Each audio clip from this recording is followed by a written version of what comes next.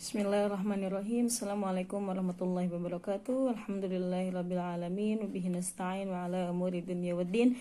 Wassalatu wassalamu ala asyrafil anbiya'i wal mursalin wa ala alihi washabihi ajma'in. Allahumma shalli ala sayyidina Muhammadin wa ala alihi wasallim. Salatan tahullu bihal 'uqad wa tufarriju bihal qurab wa tuzilu bihal darar wa tuhawwinu bihal umura si'ab wa turdika wa turdihi wa tarda biha 'anna ya rabbal alamin. Alhamdulillah fi hadzal yawmil mubarak naltaqi marratan ukhra fi faslina أول الشريعة ومعنا من درس فقه النساء من كتاب فتاوى وأحكام المرأة في الإسلام للشيخ الدكتور شوقي علام وسنتعلم أما يتعلق بأحكام النوازل والقضايا المعاصرة خاصة للنساء. Semoga Allah senantiasa memberikan kita kesehatan jasmani rohani, Allah istiqomahkan kita di dalam jalan yang lurus, dan Allah berkahi setiap apa yang ingin kita lakukan, dan Allah berikan kebaikan di dalamnya, serta Allah ridhoi dan Allah izinkan kita untuk selalu dekat dengan Allah Subhanahu wa taala. Amin ya rabbal alamin. Sebelum memulai pelajaran hari ini, mari bersama-sama membaca al-basmalah. Bismillahirrahmanirrahim. Nawaitu ta'alluma lillahi ta'ala wa li'izalatil jahli wa ihyadin. Allahumma salli ala sayyidina Muhammadin wa ala alihi wa sallim salatan tashfina biha minal amrad wa tujammilna bil afwi wal afiyah. Amin ya rabbal alamin. Pada kesempatan kali ini kita akan membahas amma yata'allaqu bi wada'il buwaidah al-mukhassabah fi rahmi zaujah ba'da talaq.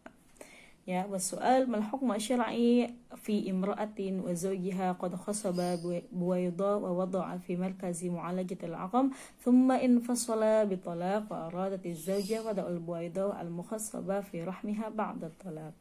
Jadi ini adalah permasalahan yang mana ada suami istri yang sudah lama sekali belum mempunyai keturunan, kemudian mereka mengikuti program pembuahan di luar rahim gitu ya, atau pembuahan seperti yang kemarin kita katakan salah satu caranya dengan bayi tabung, yaitu melakukan pembuahan antara sel telur milik perempuan dan sperma laki-laki, kemudian dilakukan pembuahan di luar rahim wanita tersebut ya, karena adanya hal-hal atau alasan yang menjadikannya melakukan hal tersebut. Kemudian ketika di dalam proses penantian tersebut sudah tumbuh pembuahannya tersebut, summa infasala bitolak. Nah, suami istri ini cerai gitu ya, mereka berdua cerai dengan permasalahan mungkin yang tidak bisa disebutkan. Wa aradatiz zaujah, tetapi setelah cerai ini si istrinya ini masih ingin wada'u al-buwaidah al-mukhassabah, masih ingin hamil ya. Istrinya ini masih, yang menjadi mantan istrinya ini masih ingin hamil dengan pembuahan atau janin yang telah berkembang di proses bayi tabung tersebut. Ya, hukumnya bagaimana? Apakah boleh? Sedangkan dalam keadaannya suami istri ini sudah bercerai atau sudah melaksanakan tolak gitu ya. Wal jawab sadara qarar Majma'il Buhuthil Islamiyah, dari qarar Majma' Buhuth Islamiyah nomor 1 ya pada tahun 2001 di tanggal 29 bulan 3 bitahrim ta'jil al-arham mutlaqan, bahwa haram untuk melakukan hal tersebut. Kama qarara anna wada'u ma'iz zawjah fi rahmi zawjatihi ba'da wafatihi haraman syar'an li'annaha lam tasbah imra'atal mutawaffa wa inna masar al-ajnabiyya anhu bil wafa idal maut qat'a sillah bainahuma.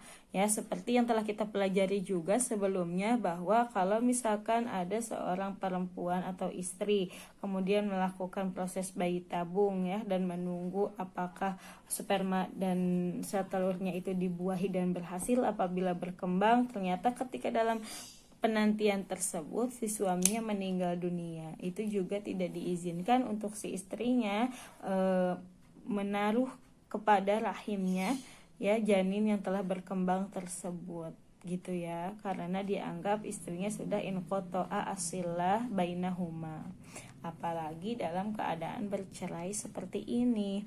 Waqtadzalika ajma'al fuqaha al-mu'asiruna athna'a bahthi hadhihi al-mas'alah ta'jilul arham fi ihdan adawat an-nadam al-islamiyyah al-ulum at-tibiyyah ala hurmatiha ya, jadi mengharamkan. Tetapi di pertanyaan ini fa innahu la yajuzu syar'an li zaujatil mutallaqah talaqan ba'inan, ini dibedakan antara tolak bain dan juga tolak roja'i. Masih ingat kan, tolak bain itu dia tidak bisa kembali ke istrinya kecuali dengan akad yang baru, atau ketika tolak bainnya kubro maka tidak bisa kembali ke istrinya kecuali si istri telah menikah dengan laki-laki lain, ya, baru si suami boleh menikahi istri yang diceraikan tersebut.